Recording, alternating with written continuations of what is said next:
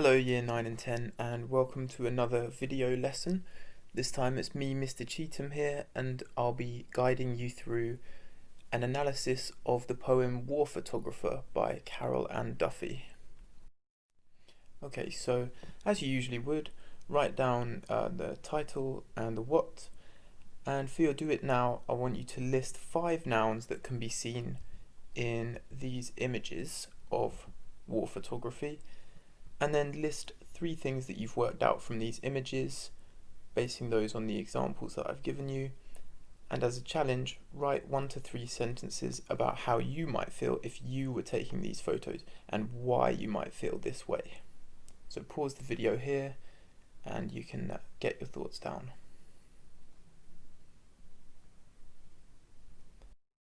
Okay. So in today's lesson, as I've said, we're going to revise the poem War Photographer and consider the presentation of suffering and conflict.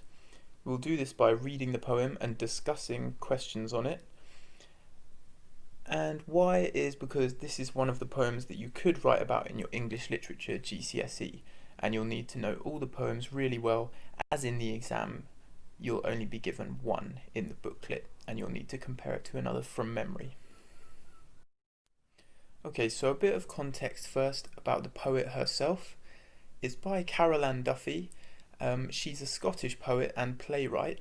She's currently Professor of Contemporary Poetry at the Manchester Metropolitan University, and in May 2009 she was appointed Britain's Poet Laureate, meaning she was officially selected to write poems for the Queen, and that made her the first ever woman to hold that post, so she actually made history in doing that. Her poems often explore the roles of women in history. She also writes poems that explore historical events from a different perspective, which is very much one of the themes of this poem itself.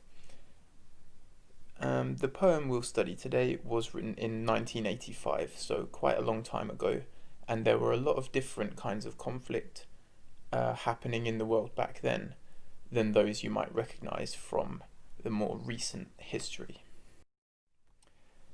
So about the poem itself, it describes how a professional war photographer develops the photos he's taken. He's in what's called a dark room, which is where professional photographers develop their photographs, especially back in the days before we had digital media to do this sort of thing. And in his darkroom he waits for the films to develop in their trays and describes the sorts of things he's captured on his travels, and as you can imagine, they're not very pleasant.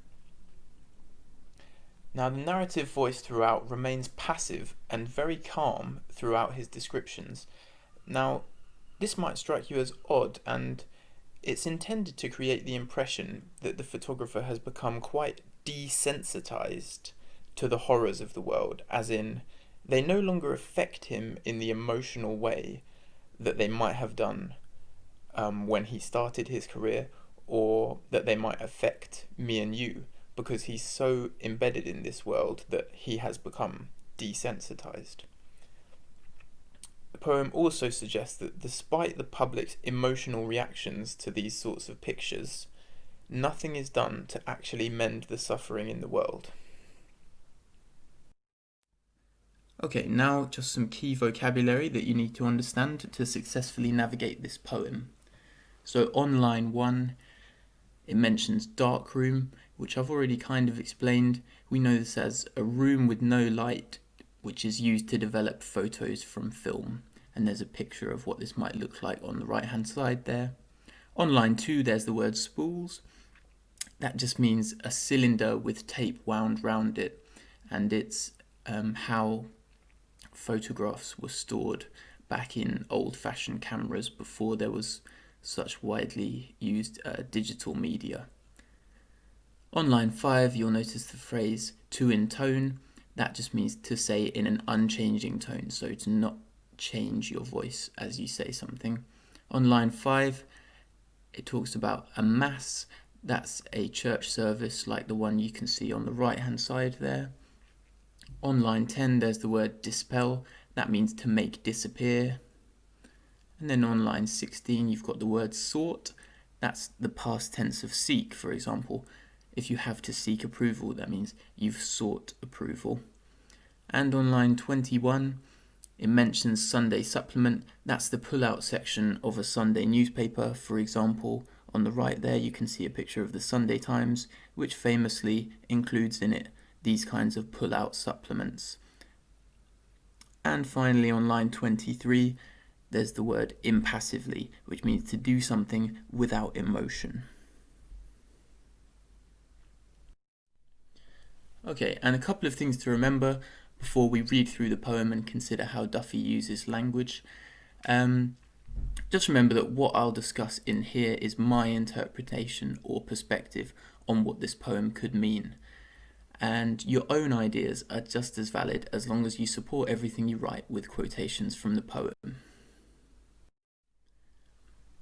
Okay, so on stanza 1, in his dark room he is finally alone, with spools of suffering set out in ordered rows. The only light is red and softly glows, as though this were a church and he a priest preparing to intone a mass. Belfast, Beirut, Phnom Penh, all flesh is grass.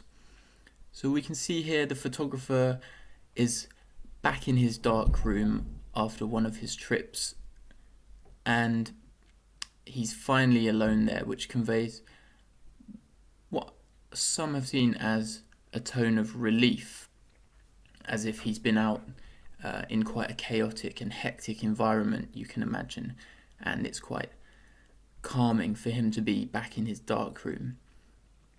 And then he's got his what's described by Duffy as spools of suffering, which is just those spools on which he keeps the photographs from his camera, and he's set them out in ordered rows. So think about what that might mean. Then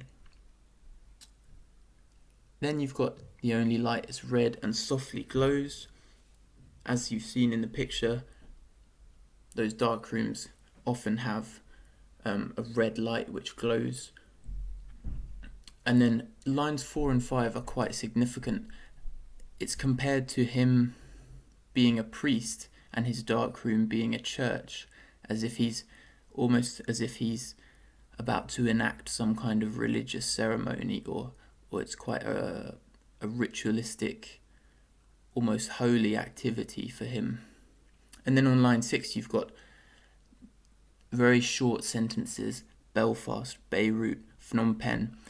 Just for a bit of context, those are places which experienced a lot of conflict in the 20th century, and those are used here by Duffy almost to represent, even without saying anything else, just those words alone, without any other context around them, almost represent the conflicts that those nations went through. So what I want you to do now is just have a look at the questions on the right and write down some answers in as much detail as you can. So pause the video here. Okay, so I've already talked about the tone that the adverb finally conveys in line 1. It's almost that tone of relief, like he's glad to be back in his own environment and away from what you can imagine might be quite difficult places for him to go and visit, with a lot of quite unpleasant things happening. And then you've got the metaphor spools of suffering. That's signifying that the photographs he has in his possession right in front of him, although he's able to set them out in ordered rows and lay them out however he likes, those photographs represent suffering itself, because he knows what was happening when he took those photographs. So it's almost like the spools on which the photographs are kept almost represent suffering, and he can't detach that from the photographs when he looks at them. Question 3 asks about the effect of the simile using religious imagery in lines 4 and 5. Sort of covered that a minute ago. that's just a comparison of his photo developing process almost to a religious ceremony, almost like it's this holy ritual for him. And then the 3 one-word sentences, well, 1 to 2 words, Phnom Penh, but those 3 very short sentences in line 6, those are used to convey symbolically the violence and the conflict that those places went through. And most readers, because of when this poem was written, most readers at the time would have recognized instinctively that those places were the names of places where a lot of violence happened. And finally, the plosive B and P sounds in line 6. It's been argued that those could reflect the explosions or the sounds of bullets firing in those conflict zones, because those B and P sounds are quite harsh and quite loud if you were to read them out as compared to the rest of the words in the stanza. So Duffy, it has been argued, has done that quite deliberately to convey that impression. So moving on to stanza 2. He has a job to do. Solutions slop in trays beneath his hands, which did not tremble then, though seem to now. Rural England, home again to ordinary pain which simple weather can dispel, to fields which don't explode beneath the feet of running children in a nightmare heat. So he's still in his dark room now, or he seems to be in the first couple of lines, and he's reminding himself that he has a job to do. It's almost as if he's trying to avoid the reality of what could be quite an emotionally affecting job. And he's reminding himself, no, I've got a job to do here. Almost as if he's trying to avoid the pain of what he's doing. And then he talks about how his hands didn't tremble at the time, but they seem to now. So that's also significant. He talks about being home again in rural England, and being home, quite importantly, to ordinary pain, which simple weather can dispel, simple weather can get rid of or make disappear. So it's almost establishing a contrast between the kind of pain he's seen on his travels and the ordinary pain which people in the more comfortable countries like England have to experience. And he says that simple weather can get rid of that pain. So it's almost like when the sun comes out, that's the end of whatever pain there was, and that's all it takes to get rid of the extent of the pain that people in rural England generally suffer, as compared to the intense or extraordinary pain which he has seen and captured on his travels. And then the last 2 lines talk about the fields in England being fields which don't explode beneath the feet of running children. And so this can be seen as a comment again on the contrast between the quite pleasant fields of rural England, which might be quite a nice place to be, as compared to fields that he might have captured on his travels where there might be landmines beneath your feet, so you need to watch your step, and there might be children running to try and get away from any danger. And he mentions that there's a nightmare heat. That could be construed in a couple of ways. That could mean that in the kind of exotic countries that he's been to visit, it's very hot there, or it could actually be a slightly darker meaning, as in it's talking about the nightmare heat of a napalm attack or some other kind of chemical or explosive attack that it could be alluding to there. So again, there's 4 questions on the right hand side there. I'd like you to pause the video here and answer those questions as best you can in as much detail as you can, and then I'll talk through them.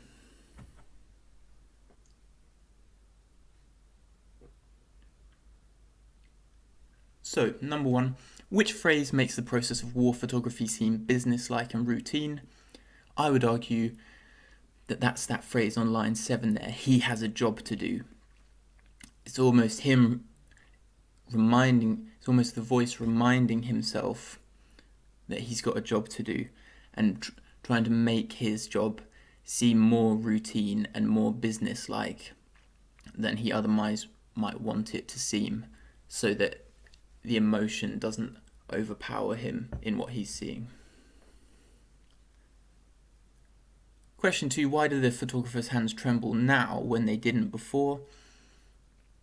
That might mean that when he was out there capturing the photographs, he knew he had to get the right photograph and make sure it wasn't blurred so that it would be accepted by the newspaper that he works for.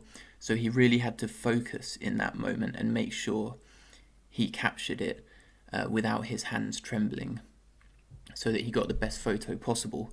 But then they do seem to now, which might be reflecting the fact that now that he's got back to his darkroom and he's got back to a space where he can actually think about what he's captured rather than get caught up in the heat of the moment and what's happening. Now that he's got that time to think about it, he might be starting to reflect on how hurtful these memories are and the kind of pain that he's seen in the photos that he's taken.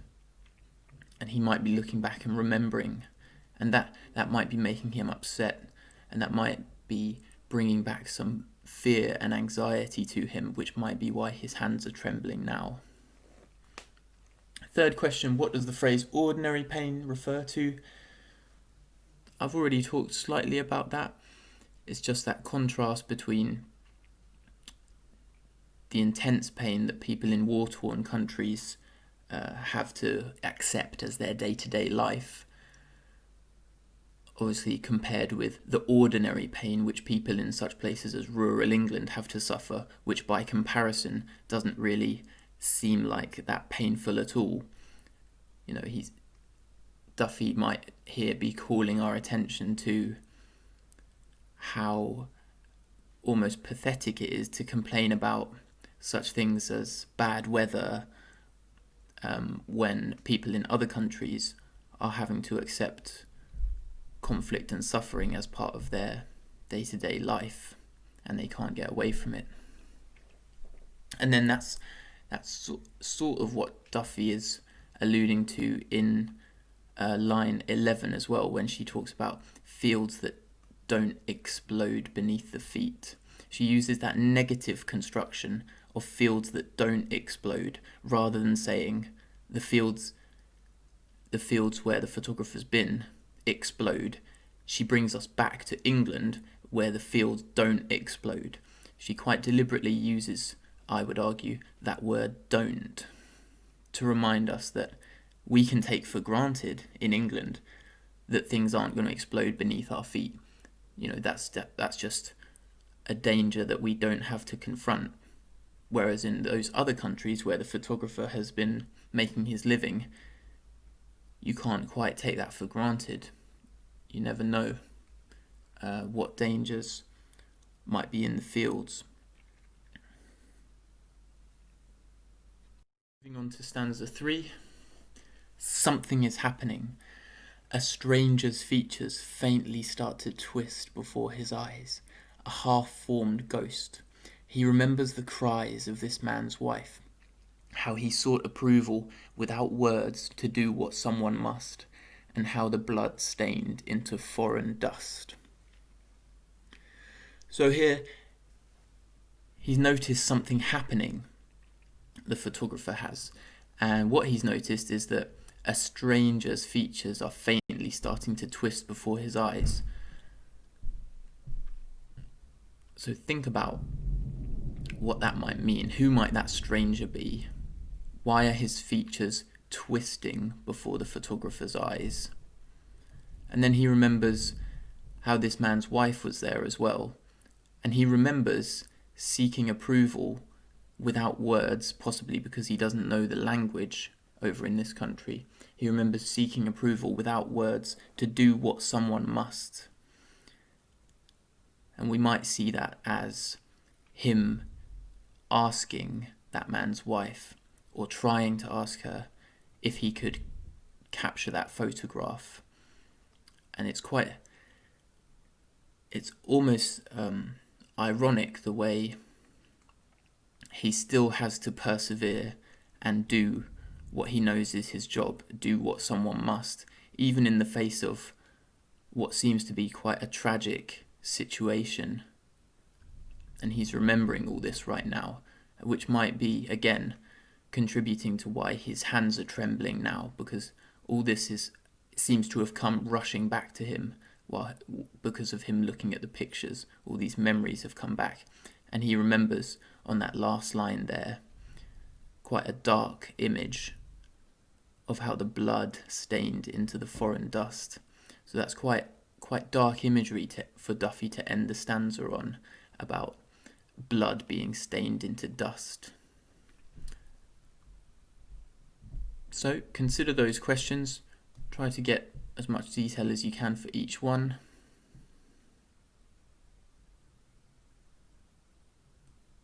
So question 1, stanzas 2 and 3 both begin with a simple declarative sentence. A declarative sentence as in something which just straight up tells you something. So that sentence here is, something is happening. And what effect does that have on the poem's narrative? Well, it could be argued that suddenly using the phrase something is happening halfway through the poem injects a bit of tension and drama into the narrative, and even quickens the pace, because it almost creates an expectation in the reader's mind, or an urge to know what is that thing that's happening, because it's quite a short sentence as well. Something is happening. It almost keeps the reader on the edge of their seat, wanting to know what is it that's happening. And Duffy quite deliberately, I would say, does that to then tell you about this tragic situation. Number 2, what's happening as the stranger's features faintly start to twist before the photographer's eyes? I considered 2 possible meanings for this, one of which being that the stranger's features are captured on the picture and the picture has only just started to develop, so the photographer's looking at the picture as it's developing and it's becoming clearer and clearer. So those facial features of the stranger in the photograph are becoming clearer and clearer as the photograph develops. Or it could also be indicating the emotional reaction again that the photographer is having. So because those features are faintly twisting before his eyes, that might be because his eyes have welled up with tears, and that's why he only sees that person's face as half formed, because his own eyes are filled with tears and he can't actually see properly. So that's covered questions 2 and 3. And moving on to the final stanza then. 100 agonies in black and white, from which his editor will pick out 5 or 6 for Sunday's supplement. The reader's eyeballs prick with tears between the bath and pre-lunch beers. From the aeroplane he stares impassively at where he earns his living, and they do not care. So we have him considering the photographs he's taken as a whole, and he describes them as being 100, or Duffy rather describes them as being 100 agonies, which might be quite hyperbolic. There might not actually be 100 there, but it captures the fact that he's got quite a lot of photographs, and they so clearly indicate suffering that he actually they're metaphorically described as being agonies. Even the photographs themselves are described as agonies in black and white. And then what's interesting about this stanza is it introduces a couple of different characters. We've got the newspaper editor, and there's the readers of the newspaper as well, or a reader. So I want you to think about the attitude that the reader and the editor seem to have towards these photographs. Do they seem to be authentically, genuinely affected by what they're seeing? And then the poem ends here on this cyclical note, as in it loops back round and almost begins the cycle all over again, because if you remember back at the start, we had the photographer in his darkroom after he's come back from a trip, and now at the end of the fourth stanza we see him back in an aeroplane going out on a trip again, it seems. And while he's in the aeroplane, he stares impassively. So remember, he stares without emotion at the places where he earns his living. So again, 5 questions on the right there. Answer those in as much detail as you can and pause the video here to do so. So first one, what's the effect of the metaphor 100 agonies in black and white? That's just conveying the significance of these photographs and how they seem to almost literally represent agony itself in picture form. And then I ask you to consider the attitudes the editor and the readers are presented as having towards the suffering they see in the photos. Well, it seems like the editor, all we're told about the editor is that he'll pick out 5 or 6 for the Sunday supplement.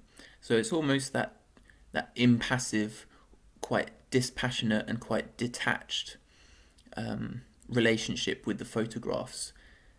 He doesn't consider them as the agonies which they are. He looks at them as something which he can use to sell more copies of the paper. And so he picks out 5 or 6 for the supplement and chooses which ones will best present the war in a way which will be good for sales in the newspaper market. And then you've got the reader as well.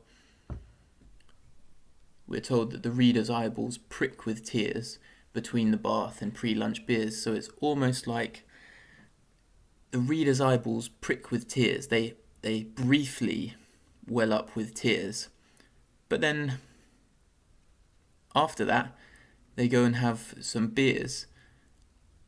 And so it seems like the reader cares and is emotionally affected by these photos, but not actually enough to abandon their normal, lazy Sunday routines.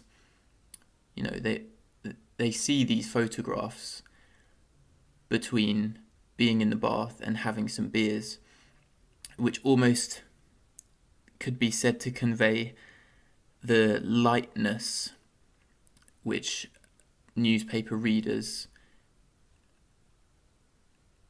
have towards these photographs and the way they consider them. And the nature of that seems quite desensitized. It's a comment or a criticism even that Duffy is making, it could be argued, about the way people in the West and people in comfortable countries in general look at photographs of war, because we see these so many times, so regularly on the TV, on newspapers, nowadays even more so on smartphones. We've become, it seems, desensitized, and we don't, even though we see these terrible things being represented in photos, it's not enough for us to do anything about it. We still don't abandon the normal habits of our life. We still enjoy beers even after we've seen these photos.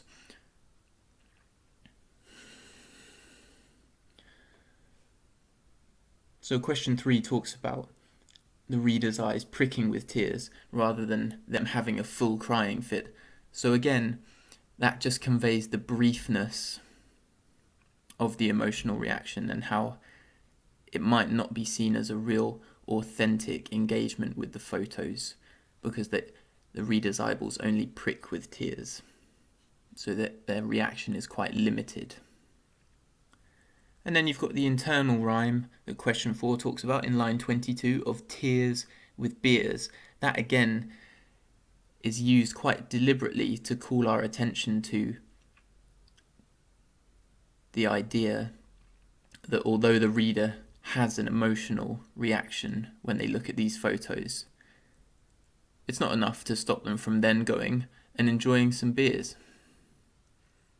So it's quite significant that Duffy's chosen to draw our attention using rhyme to those two words in that way. And you can talk about the contrast that's created there. And finally, question 5. How does the reader feel from the final note the poem ends on? I would argue it's not very hopeful. Because of that cyclical structure, it seems to have come all the way back around. Nothing's really happened throughout the course of this poem that indicates that war is going to end, and the photographer's going back out on a trip to capture more pictures of suffering. So I would say that the reader might be left feeling quite worried and even quite upset from this being the case. Okay, now a quick word on the structure of the poem. And I've got 3 points here that I'd like you to consider about the structure of the poem. First one is, each stanza is made of 6 lines, and some have argued that this makes the poem structure seem quite tight and controlled. So I want you to think about what this could reflect, that the structure is so tight and so controlled. What could that reflect?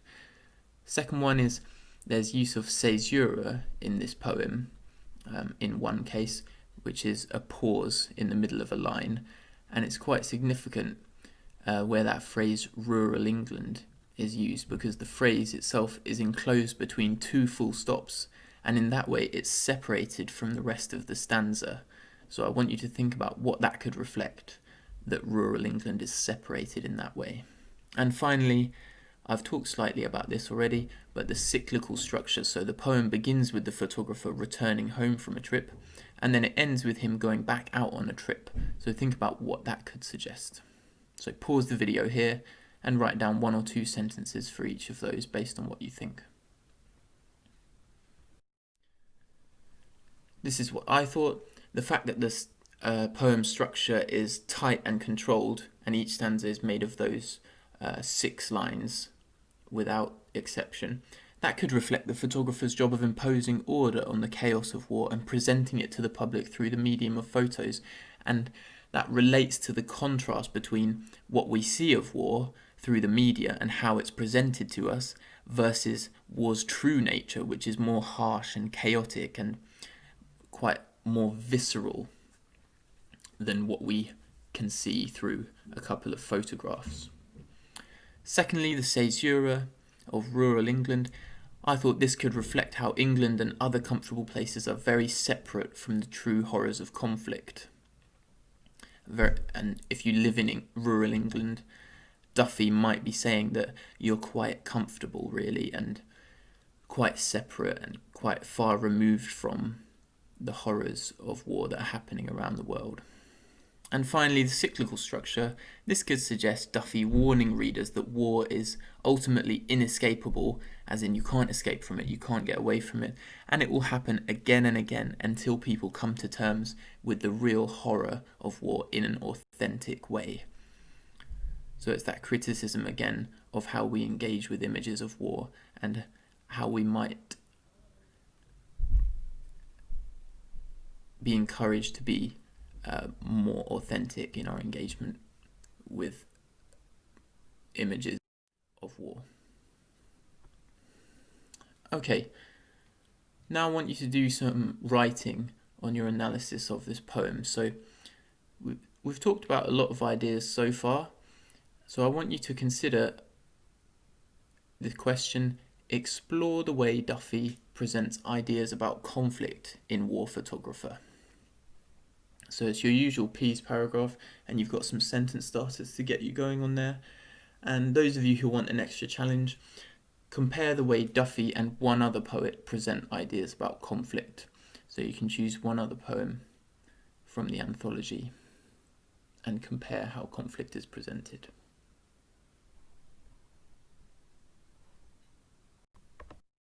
And then finally, as a review, just answer these 4 questions in full sentences. What's the poem about? Whose perspective is it from? How does the photographer feel? And how does Duffy want the reader to feel? We've discussed all of those, so it shouldn't be too difficult. Just one full sentence on each of those.